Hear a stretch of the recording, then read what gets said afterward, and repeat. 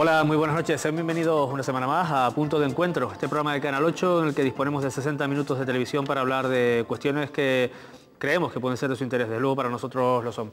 Como siempre decimos en el inicio de nuestro programa, hay una ventana, una puerta, una fórmula de comunicarse con nosotros que esperamos que utilicen para que nos hagan llegar sus críticas, sus propuestas de temas que quieren que tratemos en esta mesa o cualquier otra cuestión que consideren de interés. Y esa fórmula no es otra que el correo electrónico. Correo electrónico que es puntodencuentro@canal8tv.com. Como les digo, esperamos su participación, su colaboración en mejorar este programa. Hoy vamos a hablar de un tema que algunos pueden pensar que nos queda lejos, otros, sin lugar a dudas, creen que nos queda muy cerca.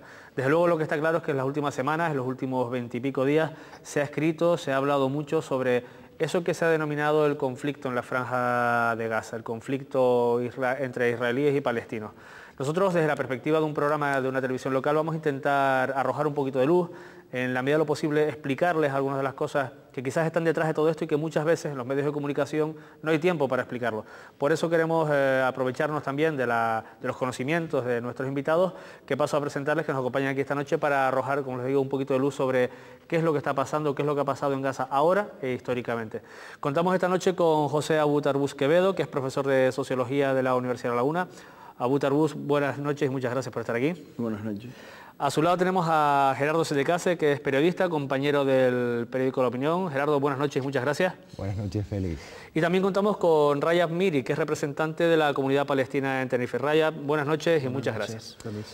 Toca, bueno, hablar un poquito de un asunto que está a muchos kilómetros de Canarias, pero que, bueno, que tiene sus implicaciones y que en la medida en la que un programa de una televisión local pueda hacerlo, lo vamos a intentar esta noche. Tratar de ofrecer a nuestros telespectadores una visión de qué es lo que está ocurriendo en esa zona del mundo tan conflictiva, en ese polo caliente, digamos, de conflictos históricamente que se repiten o cíclicamente se van repitiendo entre entre israelíes y palestinos. En primer lugar, algunos datos que creo que además llaman la atención y que han hecho que, por ejemplo, el pasado fin de semana, como saben, el sábado concretamente, en Santa Cruz de Tenerife, alrededor de unas 5.000 personas salieran a la calle, tienen imágenes ahora en sus pantallas sobre esa protesta del pasado sábado, salieran a las calles reivindicando que se parara lo que se ha denominado el genocidio palestino. Todas esas personas habían gente de todo tipo de tendencias, de color político, de creencia religiosa, de formación. La gente simplemente estaba unida porque entendía, o se entiende al menos, que, bueno, que lo que está ocurriendo no parece nada responsable y desde luego muy poco serio y casi irresponsable y irrespetuoso con la vida de las personas. Con la vida de esos 1.300 palestinos aproximadamente, que son los que se han calculado que han fallecido en lo que ha durado la ofensiva israelí sobre la Franja de Gaza. Ofensiva israelí que, lógicamente, los israelíes apoyan y tienen sus propios motivos y argumentos para defender, pero que nosotros al menos lo que sí queremos es, con la ayuda de nuestros invitados, como les decía, tratar de explicar qué es lo que está sucediendo en aquella zona del mundo. Lógicamente a los tres una pregunta genérica para empezar este debate. De forma muy breve, si les pido, en términos generales, ¿qué es lo que les parece, digamos, este último episodio de conflicto en la zona de Gaza? Sé que es muy difícil, pero bueno, por lo menos una aproximación sí me gustaría que hicieran. Abú, si quieres empezamos por ti. Sí, bueno, se trata de uno de los episodios más sangrientos dentro del ya largo conflicto israelo-palestino y como luego me referiré, ese ensañamiento con la población civil palestina no es un efecto colateral, sino es algo deliberado, busca también algunas consecuencias políticas. Gerardo, ¿coincides en que, bueno, que este episodio es uno más de una película que ya dura demasiado? Sí, dura demasiado, pero a mí lo que me aterra, estoy hablando a la distancia y estoy hablando a partir de lo que recibe un periodista por la vía de las agencias, más lo que uno lee y le comenta la gente afectada. Yo lo que tengo miedo es que esto sea parte de la campaña electoral de Israel y la necesidad de los dos grandes candidatos de demostrar a ver quién es el más conservador de los dos para atraer a la ultraderecha israelí. Sin duda sería una campaña electoral muy cara en cuanto a vidas humanas, ¿no? Evidentemente eso es lo que me aterra, porque ni siquiera, a mí no me gusta que muera nadie, pero ni siquiera muere ciudadanos israelíes, mueren vecinos que son inocentes y tengo miedo de que esa sea la verdad. Y tengo miedo también, si bien me parece muy cercano, el concepto de que es un mensaje al nuevo presidente de Estados Unidos. Sí, todo parece ser que está conectado y todo se mezcla. Rajab, me gustaría, lógicamente, como representante de la comunidad palestina en Canarias o en Tenerife, en este caso, que nos comentaras en una doble vertiente, digamos, cuál es tu opinión, de forma breve, como te decía, sobre este conflicto que te toca como palestino y también, como hablábamos antes de iniciar este programa, como persona natural de la zona de Gaza. Hombre, yo pienso que a lo largo de los 60 años que llevamos de estar fuera de nuestra tierra, durante estos 60 años el Estado de Israel nos ha perseguido, nos ha machacado, nos ha masacrado en diferentes sitios, en el Líbano, en Jordania, en Siria, y en Cisjordania y ahora mismo en Gaza. La verdad que nosotros como comunidad palestina aquí en Canarias la vivimos con amargura. La vivimos con amargura porque vemos que nuestros hermanos se están masacrados, están... Con cierta impotencia también, imagino. Cierta impotencia y cierto dolor, un dolor profundo. Impotencia de no poder hacer nada, impotencia por ver, por la comunidad internacional te ha dado la espalda y ve y mira al otro lado. Y respecto a lo que es por acercar, digamos, el tema en cuanto a los sentimientos, que parece ser que una buena parte de la población canaria le despierta este tema, ¿ustedes tres qué opinan al respecto? ¿Consideran que, bueno, que parecen, a la vista de las manifestaciones, a la vista de algunos comunicados que se han hecho públicos, parece que la gente entiende, bueno, aquí y en otras partes del mundo, que el conflicto palestino es bastante desigual, ¿no? Por llamarlo de una forma suave. Bueno, si me permiten, mis compañeros, la verdad que hay que agradecer al pueblo canario. En este caso es muy solidario, ha salido a la calle, ha manifestado lo que ha sentido y siempre lo ha demostrado. El pueblo de Tenerife ha estado con nosotros en la manifestación, desde la Plaza Bailer hasta la Plaza España. Nosotros calculamos que han estado aproximadamente 5.000 personas y más lo que no han podido venir. Yo agradezco este sentimiento, el pueblo tenerifeño, el pueblo canario en general.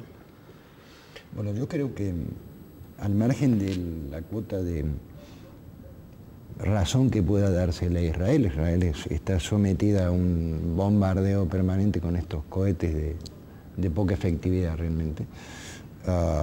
La reacción, o lo que ellos llaman la defensa de su seguridad nacional, fue totalmente desproporcionada. Yo no puedo, siendo el ejército mejor armado de Oriente Próximo, arrasar con una sociedad que me tira piedras y me ataca con una piedra un tanque de altísima tecnología, lo último producido en el mundo. Eso es lo que irritó a la sociedad internacional y que nosotros pudimos ver en la manifestación de nuestra ciudad, que fue, bien, la expresión local, pero el mundo está diciendo, señores, aun cuando ustedes tengan razón, la desproporción de las medidas tomadas por Israel fue lo que es violento. Agustín Arbuz, en cuanto a la sociedad canaria y su, digamos, respuesta ante esta situación, ¿cómo lo valora? Sí, bueno, es obvio que también en Canarias ha habido un eco ante el sufrimiento de la población civil palestina indefensa, ante lo que algunos han llegado a denominar una política prácticamente de genocidio, pero quisiera resaltar que hay una diferencia sustancial en el ámbito internacional entre las sociedades que se han movilizado protestando en contra de esta agresión y en contra de la inmunidad de la que goza Israel en el sistema internacional, y por otra parte lo que ha sido en contraposición la respuesta tímida, cobarde y en algunos casos cómplice de lo que serían los gobiernos. Y luego, diferenciando esto, también me gustaría rescatar algo que es muy importante, y es cómo ciudadanos israelíes también se han manifestado en contra de esta guerra. Ha sido un número pequeño en comparación a la población, pero significativo, y también algunas comunidades judías y personalidades judías en el mundo que se han manifestado en contra de esta agresión, sobre todo subrayando de que el problema no tiene solución militar, que es la que pretende dar Israel, sin ningún tipo, en fin, entrando el conflicto en un callejón sin salida, todavía peor del que ya estaba, ¿no? Si les parece, contamos con unas imágenes que ahora pondrá nuestra realizadora, que pueden ayudar a explicar, porque claro, todo el mundo habla de Gaza, todo el mundo habla de Palestina, todo el mundo habla de Israel, pero a lo mejor convendría, y ya intento, bueno, le digo a nuestros telespectadores que no intentamos dar una clase al respecto, pero sí arrojar un poquito de luz, como decía en el inicio de este programa.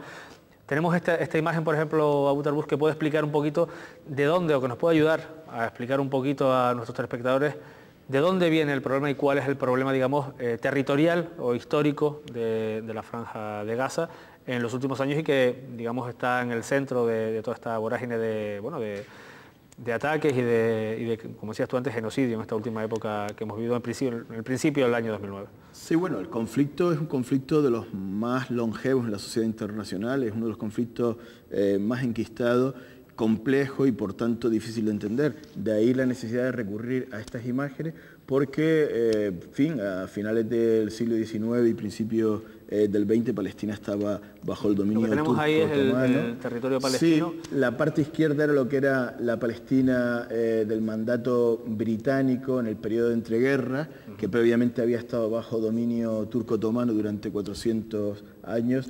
Y efectivamente, bueno, por una serie de circunstancias que a lo mejor sería complejo entrar aquí, ese territorio se divide al final de la Segunda Guerra Mundial por Naciones Unidas, pero dentro de Naciones Unidas cuentan con muy poquitos países, ¿no? Es decir, y en este sentido, tanto la Unión Soviética como Estados Unidos se ponen de acuerdo en un extremo y a solucionar la cuestión judía que había surgido en Europa a costilla de otro pueblo en la periferia del sistema internacional de la época, que era el pueblo palestino. Y obviamente se le otorga a Israel el 56% del territorio de Palestina, que entonces ahí sería el segundo mapa por la izquierda, y que entonces en aquella época la población judía que habitaba Palestina solo tenía el 7% de la propiedad de la tierra. Que ahí está representado en el color bueno, verde. ahí no viene representado, sino simplemente la parte blanca sería ese 56% que le otorga Naciones Unidas. Y la parte verde sería donde se crearía un Estado árabe que jamás se llegó a crear, entre otras cosas porque los propios palestinos no fueron consultados y rechazaron que su territorio fuera dividido. Lo cierto que da lugar a un conflicto, el primer conflicto árabe-israelí, que tiene que ver con la emergencia del Estado de Israel, y Israel entonces se expande al 78% del territorio palestino, que sería el tercer mapa, y además se produce una limpieza étnica que está actualmente documentada incluso por los nuevos historiadores israelíes, con lo cual no queda ninguna duda frente a lo que decían los palestinos desde hacía décadas, desde sus destartados campos de refugiados. Y entonces los palestinos quedan relegados prácticamente a la Franja de Gaza, hiperpoblada, más Cisjordania, que desde el año 49 hasta el año 67 la Franja de Gaza iba a estar administrada por Egipto y Cisjordania iba a estar administrado por Jordania. A partir de la guerra del 67 Israel ocupa esos territorios, ¿verdad?, en la famosa guerra de los 6 días, y los palestinos viven bajo un régimen de ocupación militar. Tras el proceso de paz que se ha iniciado, tras el fin de la Guerra Fría, etc., lo que se propone a los palestinos es que una especie de Bantustán, ni siquiera un Estado con continuidad territorial ni viabilidad económica. Y a todo esto hay que decir que los palestinos de alguna manera renunciaron al 78% de su territorio histórico y aceptaban una solución mínima de un Estado en el 22% restante de su tierra. No, son datos importantes, ¿no? Estamos hablando que el 78% de un Estado que ya existía es, digamos, segregado a su... No existía, no Palestina existía como Estado, claro, pero sí como país, porque como en aquella país, época los países del tercer mundo no estaban constituidos como Estado, sino que estaban bajo el dominio colonial de muchas de las grandes potencias occidentales, de ahí la responsabilidad que tiene Europa todavía en el conflicto. En cualquier caso, es decir, habiendo los palestinos renunciado al 78% de su territorio y conformándose con el 22% restante donde construir un mini-estado, Israel sigue regateando ese 22%, confiscando tierra, estableciendo controles, desviando los recursos acuíferos palestinos hacia la parte israelí, fragmentando el territorio, estableciendo colonias, de tal manera que, por ejemplo, en Cisjordania hay 500.000 colonos si contamos a los que están establecidos en la parte de Jerusalén Oriental Oeste. Este es el drama de los palestinos, es decir, aquí no es un conflicto religioso, no es un conflicto étnico, sino que es un conflicto por el control de un territorio que era la Palestina del mandato británico, que Israel, como podemos ver en esta imagen, se ha ido expandiendo y se ha ido en fin, absorbiendo, de tal manera que los palestinos han quedado reducidos a una pequeña reserva india, como por ejemplo es el caso de Gaza, ¿no? Detrás de un muro, aprisionado, una especie de gueto de esta época, del siglo XXI.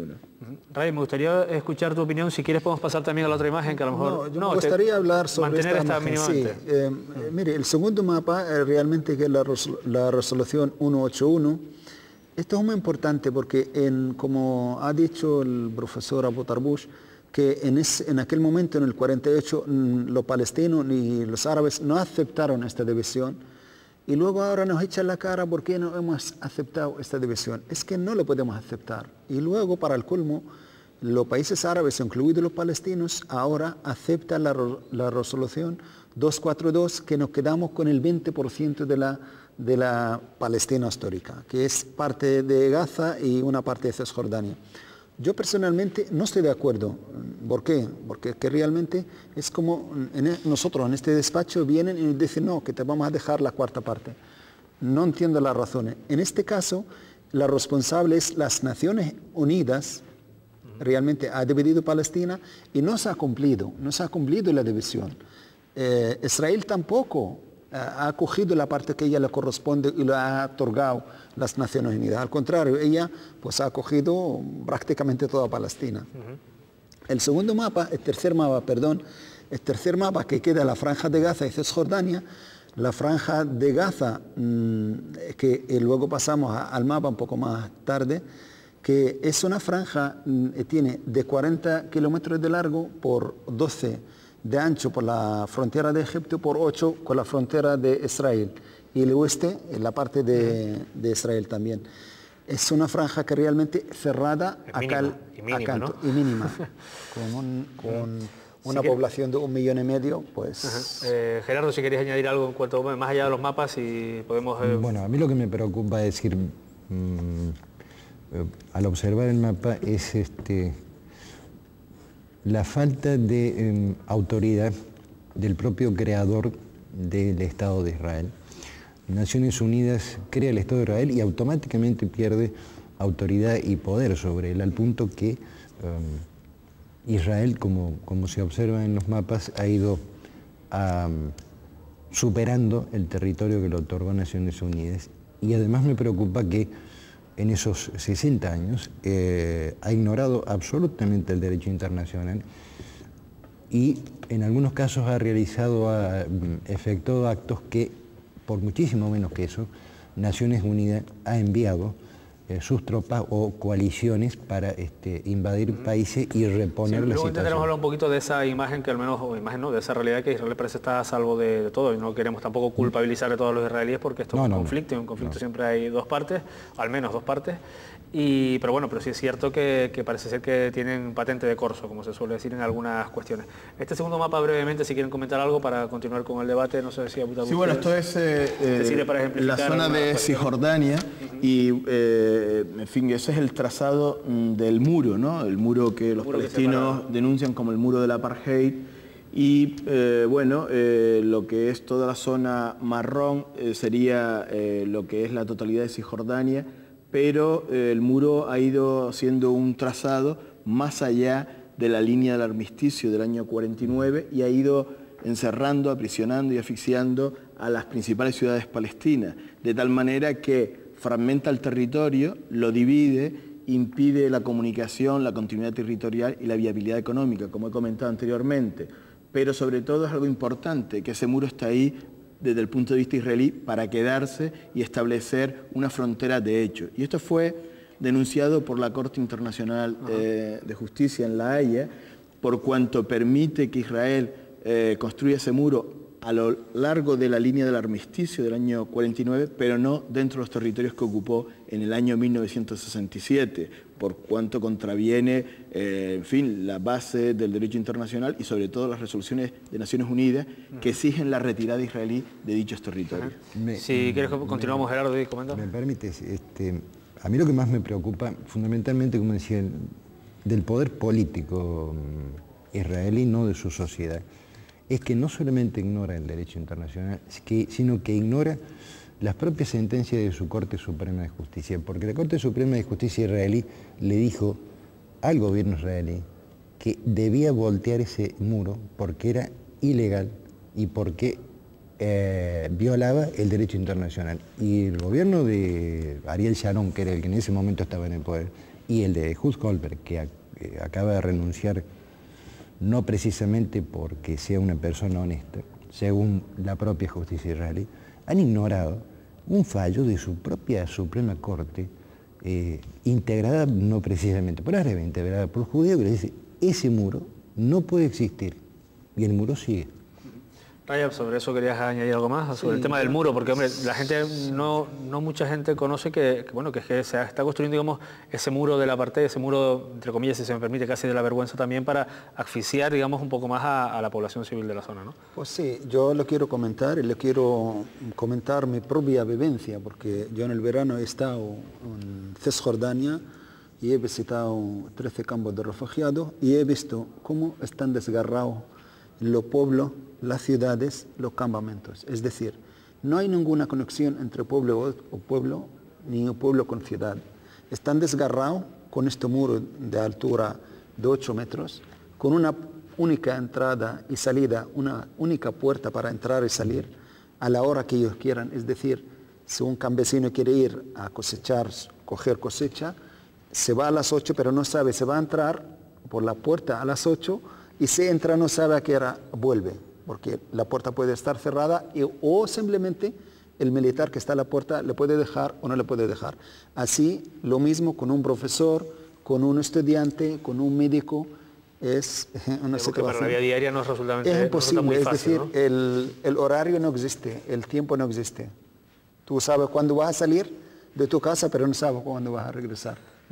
Nos quedan aproximadamente 5 minutos de este primer bloque y quería preguntarles por un temita que ya hemos tocado, que es el tema de por qué creen ustedes que hay cierta impunidad, porque lo apuntaba Gerardo, en cualquier otra zona del mundo se producen situaciones similares y rápidamente la comunidad internacional tiene la potencia, la potestad, las ganas, no lo sé, el interés en atajar determinadas circunstancias, que en el caso de Palestina hace mucho tiempo está claro que no ocurre.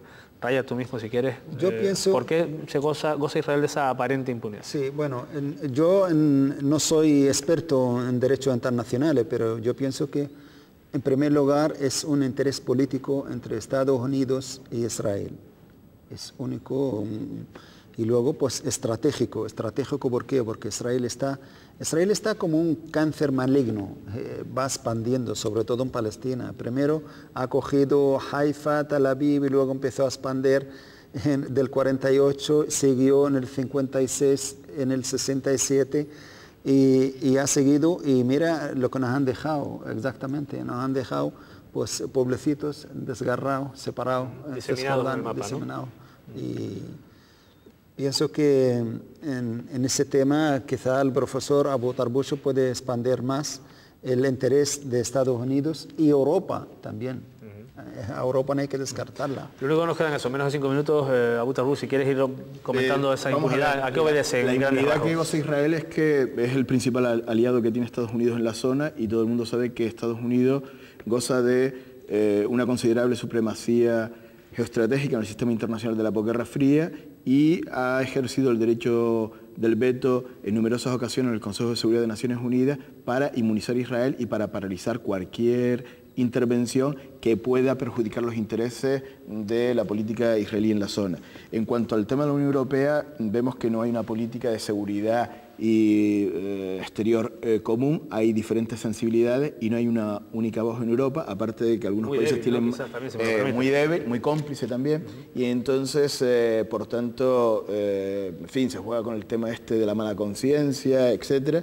Y luego hay una división clara en el mundo árabe que no forma un bloque que haga de contrapeso, entre otras cosas porque el mundo árabe es un mundo heterogéneo y quien forma esos estados, pese a que son estados, en fin, regímenes autoritarios, pero muchos de ellos aliados de Estados Unidos, como es el caso de Egipto y otros muchos más. Y sobre todo hay algo que es muy importante de toda esta reflexión, y es que actualmente si uno revisa en fin, las alianzas internacionales, Israel ya no es tanto un activo estratégico para Estados Unidos y para la Unión Europea como una carga estratégica. Esto es algo que se comienza a replantear porque, en definitiva, si tenemos en cuenta, en la última década Israel ha protagonizado 3 guerras, generando una gran inestabilidad y radicalismo en la zona. Y esto hace que se enrarezcan las relaciones entre el mundo árabe islámico por una parte y Occidente por otro. Por tanto, aquí hay un replanteamiento todavía tímido, poco atrevido, pero que comienza a hacer una línea de reflexión por parte de algunas voces críticas en Occidente y que forman parte del establishment político. Gerardo, esa impunidad está alimentada, está claro, en este caso por Estados Unidos, pero bueno, ¿no tiene límite bajo tu punto de vista?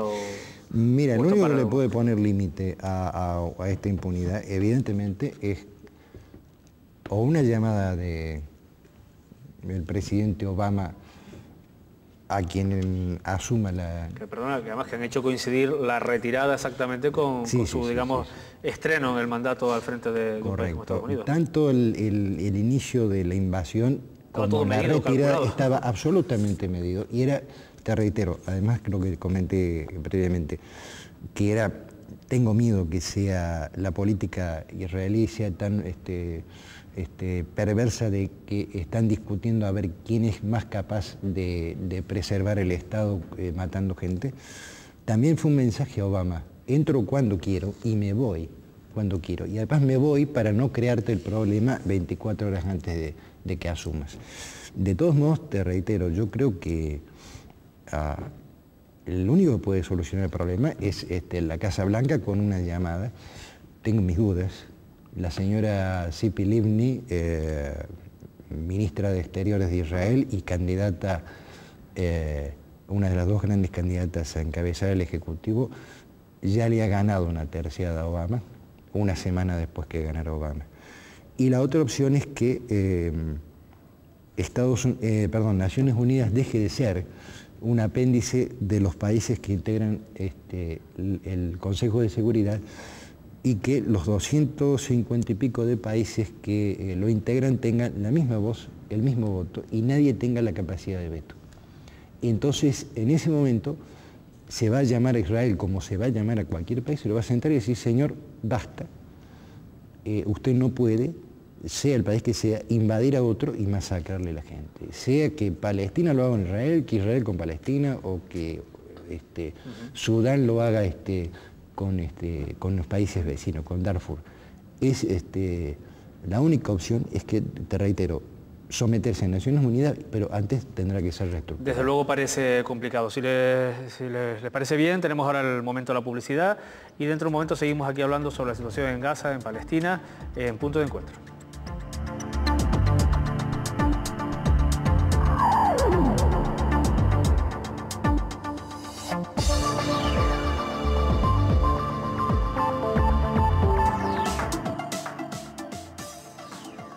Pues muy bien, aquí seguimos en Punto de Encuentro y si animado ha estado más que el debate, sí, por lo menos la conversación y lo que hemos aprendido en la primera parte del programa, en el descanso, como podrán comprender, ha sido bastante parecido. Antes de continuar con nuestro tema, les recuerdo nuestro correo electrónico, puntodencuentro@canal8tv.com, para recoger cualquier sugerencia que tengan. Y como el tiempo pasa volando en televisión, no queremos perder ni un segundo para saber un poquito más de qué es lo que hay detrás de este conflicto, bueno, que hemos vivido estas últimas semanas en la zona de Gaza. Abu Tarbus, ¿querías comentar algo a la última intervención de Gerardo que te parecía interesante, que había abierto un polo nuevo de debate, ¿no? Sí, digamos que esa impunidad de la que goza Israel, es difícil especular ahora cuáles van a ser las medidas que se adopte por parte de Estados Unidos, porque tiene una agenda bastante complicada, no solo a nivel interno, sino a nivel internacional y sobre todo en Oriente Medio, ¿no? Son muchos calderos al fuego. Pero sí hay más confianza a veces con la sociedad civil internacional. Y aunque esto parezca algo ilusorio, tenemos que recordar que el apartheid, en el caso de Sudáfrica, comenzó un programa de boicot, desinversión y sanción en los años 50 y 60, y aquello que era una política tímida por parte de algunos elementos de la sociedad civil comenzó a tener eco e incluso algunos estados luego se sumaron. Probablemente en Estados Unidos las multinacionales se sumaron porque tenía una población de origen africano y eso afectaba, ¿verdad? Cómo mantener relaciones con un régimen que segrega, que discrimina, que explota a la población mayoritaria del país y al mismo tiempo llamarnos democracia. Y en este sentido creo que hay gestándose una campaña a nivel internacional de boicot, de no invertir en Israel y sobre todo de sanciones. Las sanciones están en manos de los gobiernos, obviamente, no de los individuos, pero sí que puede hacer la ciudadanía en ese sentido. Lo cierto es lo que no se puede hacer es lo que hace la Unión Europea, darle un trato preferente a un Estado que viola sistemáticamente los derechos humanos, que no cumple con la Cuarta Convención de Ginebra, que regula la situación de la población civil, en situaciones de guerra. O sea, le corresponde a Israel velar por la seguridad de los palestinos y no la población ocupada, en este caso los palestinos, velar por la seguridad de la potencia ocupante. Lo que no puede hacer la Unión Europea es sancionar a, a la población ocupada, como ha hecho por haber votado a una opción que no le gustaba a Estados Unidos y a Israel. Esto es un ejercicio de hipocresía y, por tanto, de esta forma lo único que se está haciendo es premiar a Israel. Si no se le pone reparo, Israel puede involucrarnos en una mayor inestabilidad regional. Incluso aquí hay un mensaje nuevamente hacia no solo Hezbollah, sino hacia todo el Líbano, pero también a Siria, a Irán y a todos aquellos que se oponen a la política militarista y expansionista de Israel en la zona, ¿no? Y esto es importante tenerlo en cuenta. Tenemos otra imagen que me gustaría que comentaran, Rayo, no sé si a lo mejor te parece a ti, sobre todo porque la pregunta que quería apoyar esta imagen es, en el fondo, para que la gente lo entienda, qué es lo que persigue, más allá de ese afán del territorio, que yo creo que ya está suficientemente explicado, qué es lo que persigue en este caso Israel con acciones como estas o las que ha repetido en los últimos años. Pues mire, tenemos la franja de Gaza en el mapa. ¿Cómo está representada en el mapa de la franja de Gaza, Raya? Pues en la parte de la derecha arriba tiene frontera con Israel, arriba que es el norte, el este también con Israel y a la izquierda de la imagen es la frontera con Egipto, que tiene un espacio de 13-14 kilómetros aproximadamente. Y al fondo azul es el mar Mediterráneo.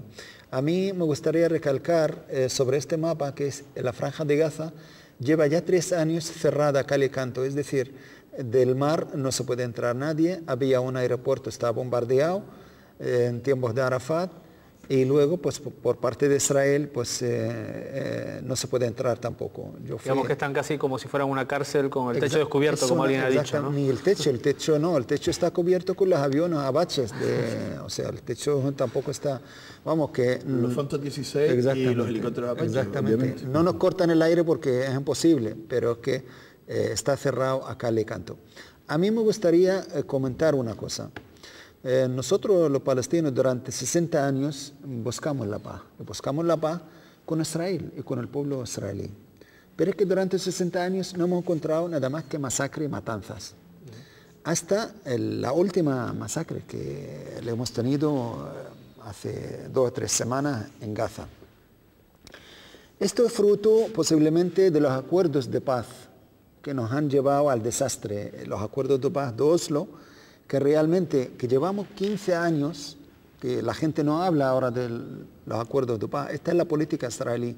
Te lleva de un callejón sin salida a otro callejón menos salida. Es decir, durante 15 años llevamos negociando de nada. Es decir, ellos dicen negociamos, nos sentamos en la mesa, negocian, pero al final cuando salen, ¿qué conseguimos? No conseguimos nada. Es decir, hasta hace poco, hasta la semana pasada, el responsable de las negociaciones con Israel ha dicho no hemos conseguido nada. Nada, ¿desde cuándo? Desde hace 15 años. Es que a mí me gustaría saber qué conflicto tiene 15 años negociando sobre nada. O sea, ¿qué nos queda a los palestinos? Es que no sabemos qué hacer. Es decir, la comunidad internacional nos da la espalda, de enfrente tenemos al Estado de Israel, no tenemos salida ni el mar, ni por tierra, no sabemos qué hacer. Y al final Israel decide pues invadir Gaza con la excusa de que la organización terrorista según Israel, Hamas, que lanza misiles.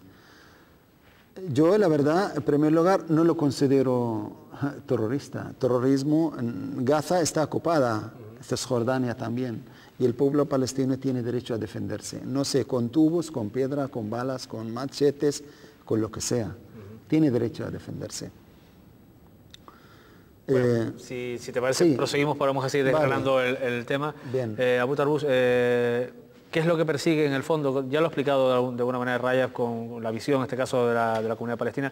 ¿Qué es lo que crees que persigue Israel en el fondo todo esto? Más allá del afán expansionista, que queda claro, y de ocupar un territorio o, digamos, tenerlo más controlado, ¿no? Bueno, teóricamente pretendía darle una lección a Hamás, pero ensañándose con la población palestina, de tal manera que aquí no hay un objetivo militar claro y además es imposible eliminar a una organización que tiene un arraigo tan popular como es el caso de Hamás, sobre todo en la franja de Gaza.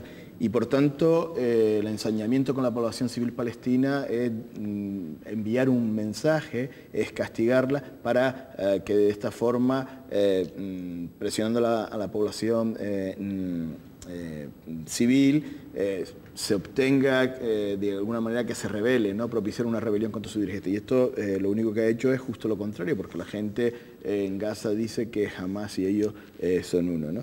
Bien, se agita el fantasma este del islamismo, del terrorismo, pero todo el mundo sabe que aquí, como había comentado antes Gerardo, hay unos sondeos electorales que no son favorables ni al Partido Laborista ni tampoco al Kadima, que son los partidos gobernantes actualmente, y que favorecen al Likud, a Benjamín Netanyahu. Y por tanto, Tzipi Livni, la actual ministra de Asuntos Exteriores, necesita mostrar que tiene agallas, de que puede emprender una guerra. Ehud Barak también, como ministro de Defensa, lleva a cabo la guerra para evitar la debacle electoral del Partido Laborista. Esto se hace en una fase de transición de poder en Estados Unidos y probablemente también para mandar algún mensaje a la siguiente administración, aunque ojo, porque esto puede ser paradójico, y es que tampoco le interesa mucho a Israel que Estados Unidos dé una prioridad al conflicto israelo-palestino, y sin embargo lo ha puesto al conflicto israelo-palestino nuevamente en uno de los primeros renglones de la agenda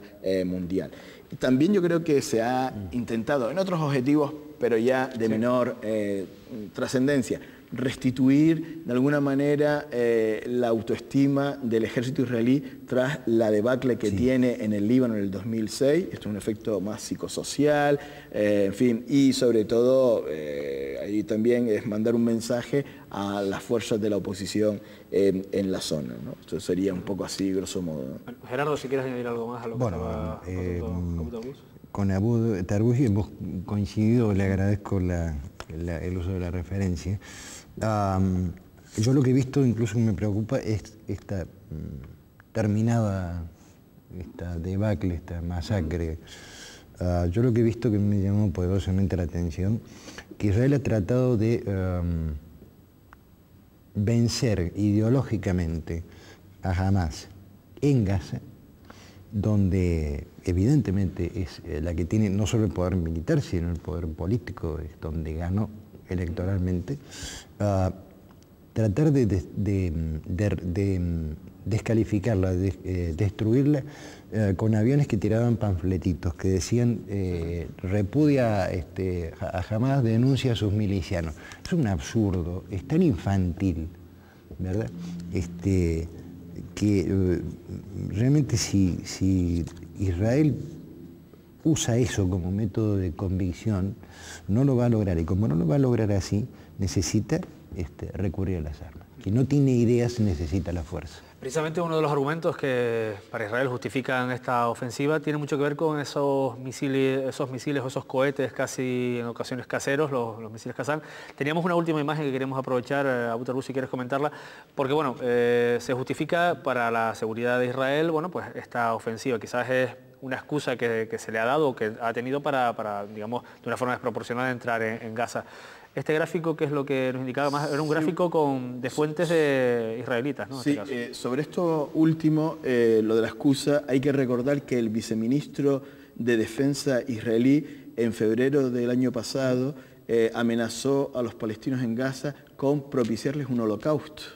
Es decir, estas son unas imágenes, esto son unas declaraciones muy fuertes, porque además no se suele utilizar ese lenguaje. Y aquí vemos cómo en la tregua, ese es el lanzamiento de los cohetes artesanales y caseros, decir, la influencia que tiene y sobre todo... Desde la Franja Palestina, territorio israelí. Sí, y vemos cómo la tregua fue rigurosamente respetada por Hamas. Hubo algún grupo que no lo respetó, pero sí Hamas. Esto lo conoce perfectamente Israel. Y es cierto que quizás Hamas intentó forzar el levantamiento del bloqueo y los pasos fronterizos para aliviar la asfixia económica de la población palestina. Pero aquí, tanto Israel como algunos países de la zona... Podemos retirar el gráfico si te parece ya. Sí, Israel como algunos países de la zona, en el caso concreto de Egipto, no le interesa obviamente que jamás cumpla sus tareas gubernamentales de manera satisfactoria. A Israel porque obviamente le sitúa ante un oponente palestino que es mucho más firme que la autoridad palestina en las negociaciones israelo-palestinas, y a Egipto porque no le interesa obviamente que un movimiento islamista de corte moderado, más allá que en el conflicto israelo-palestino obviamente se muestre también como un movimiento de liberación nacional, ¿no? Pero frente a los países árabes no deja de ser un movimiento islamista que representa la oposición antigubernamental en el mundo árabe. Y para ellos, obviamente, que un movimiento islamista sea un grupo con capacidad de llegar a compromiso, que tenga ese carácter pragmático, que pueda hacer sus tareas gubernamentales, pues esto supone un desafío a ese reto, a la democratización de los países árabes, ¿no? Esa crisis de legitimidad. Solo una cosa es recordar que igualmente islamista es el partido que gobierna en Turquía y no ha pasado absolutamente nada. Es decir, estamos hablando de los islamistas moderados que buscan la participación política mediante vía pacífica. En el caso de Hamas es un híbrido porque obviamente se enfrenta a una ocupación militar y, en fin, considera que la forma más idónea desde su punto de vista es también forzando de alguna manera la resistencia.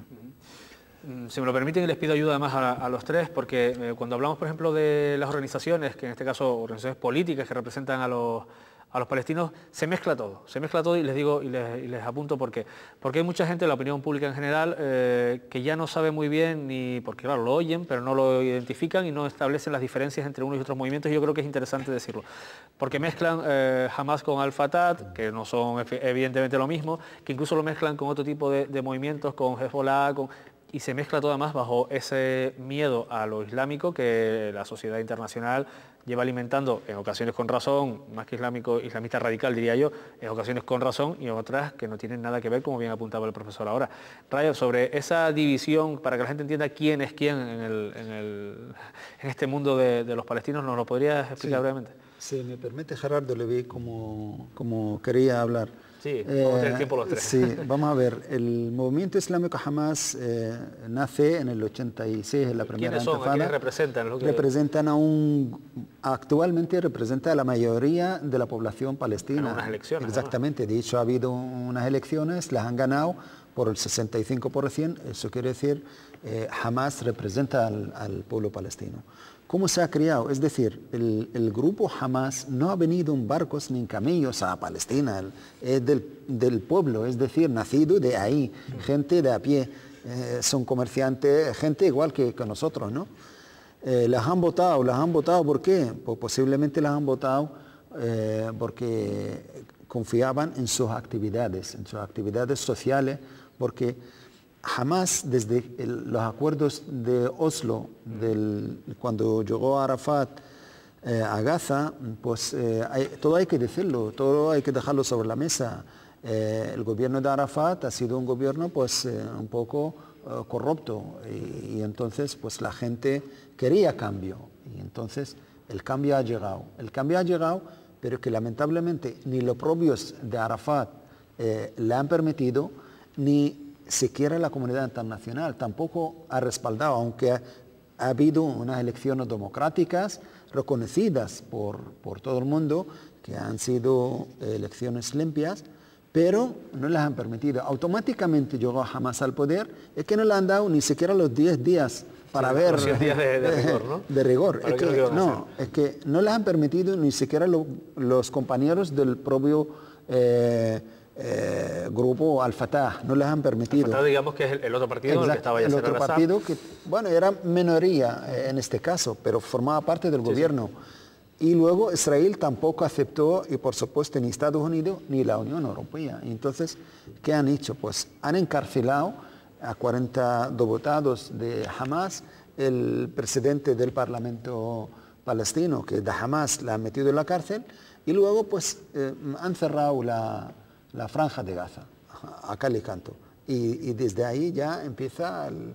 Pero quizás es por la doble vertiente política y, digamos, el brazo, entre comillas, militar que también tiene Hamas. Pero Hamas es un grupo político y otra parte militar, no le llamaría militar, en defensa, defendiendo al pueblo, es defensores del pueblo. Militar no puede decir militar porque no tiene ni tanques, ni aviones, ni no es un ejército ni trancheras, ni estilo tradicional. Nada, es una cosa... Gerardo, ¿querías apuntar sobre esta, digamos, división o esta representación de los palestinos a través de diferentes organizaciones para que la gente lo pueda entender? Bueno, evidentemente hay una lucha política interna dentro de las fracciones palestinas.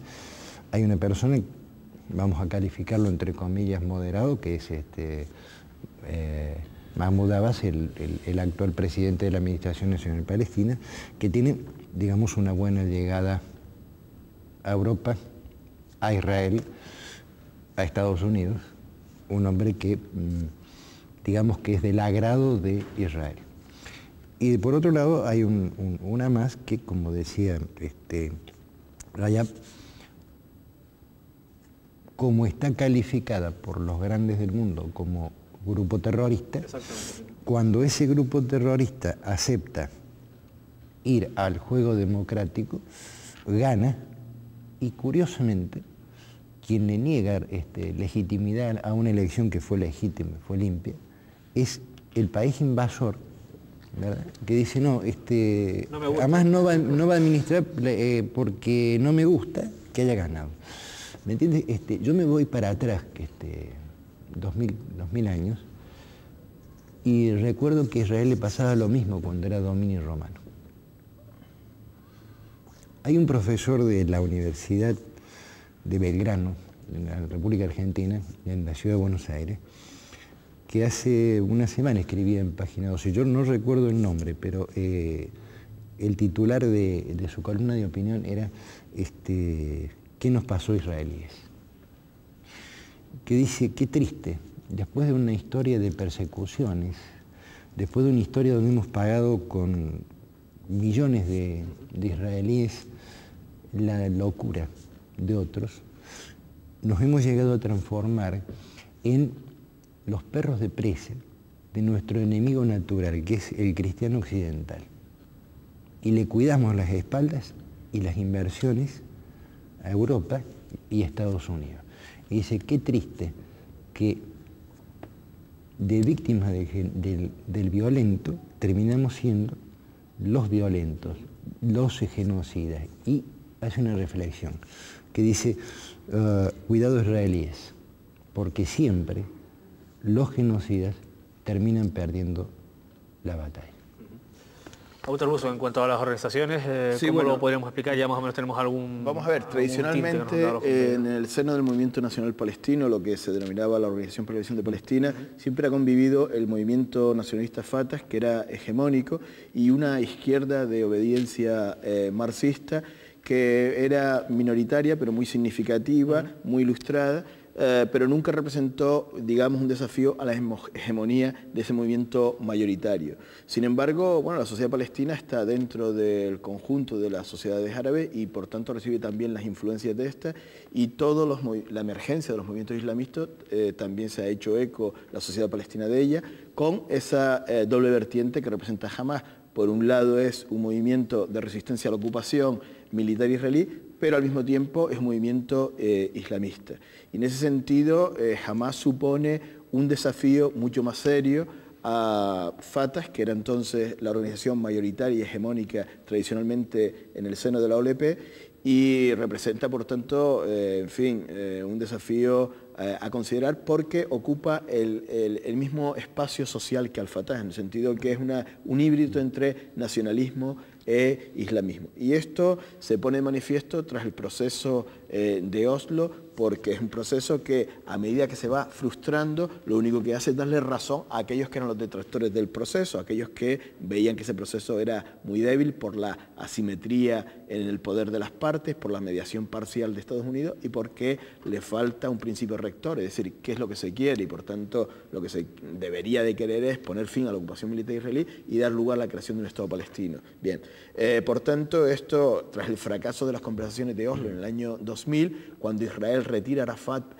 junto con la complicidad de Estados Unidos porque ya no lo consideran un interlocutor válido, bueno, se trae la figura del primer ministro, de Mahmoud Abbas, pero siendo todo lo moderado que podamos considerar, tampoco ha conseguido absolutamente nada, con lo cual el descontento en la sociedad palestina es obvio, y cuando toca lugar la participación política electoral en enero del 2006, sale Hamas.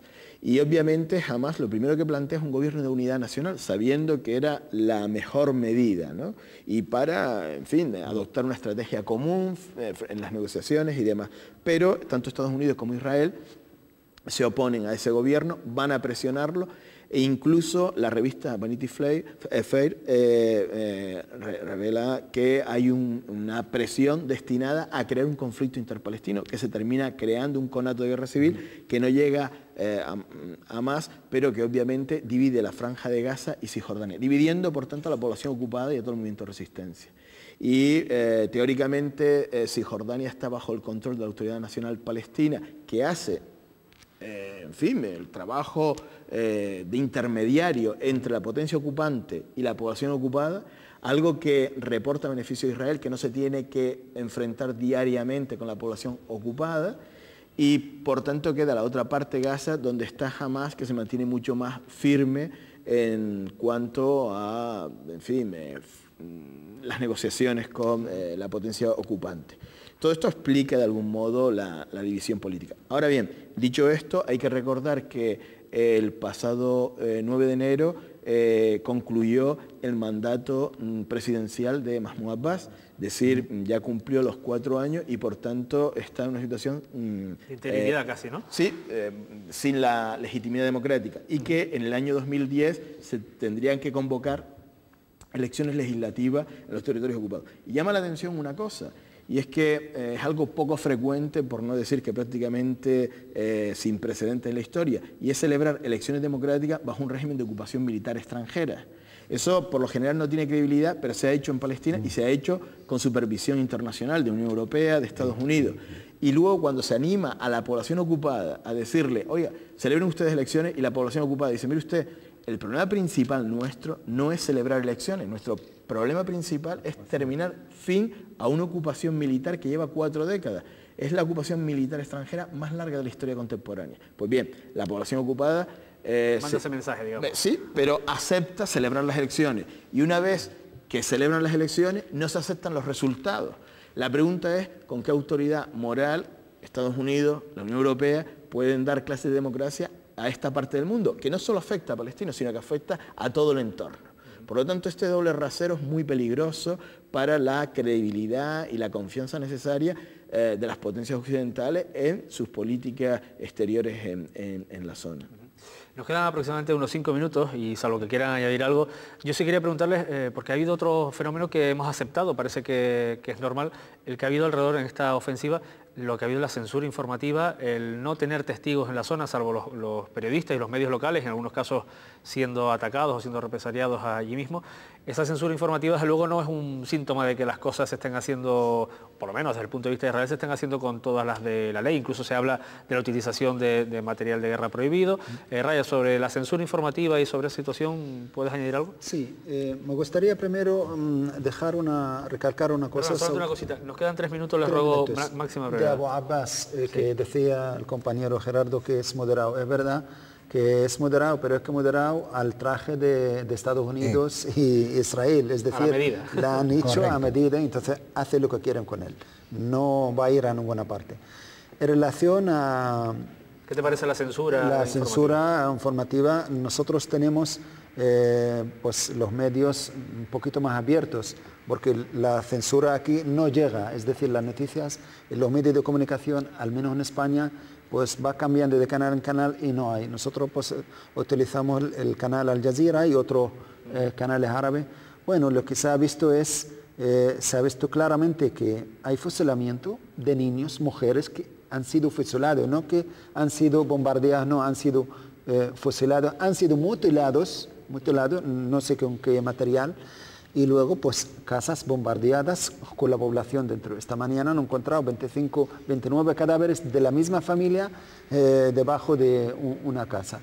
En fin, dentro de Israel pues totalmente cerrado, no ha habido, lo han dicho, no ha habido, de hecho lo han dicho los medios, información internacional, no ha habido información ninguna.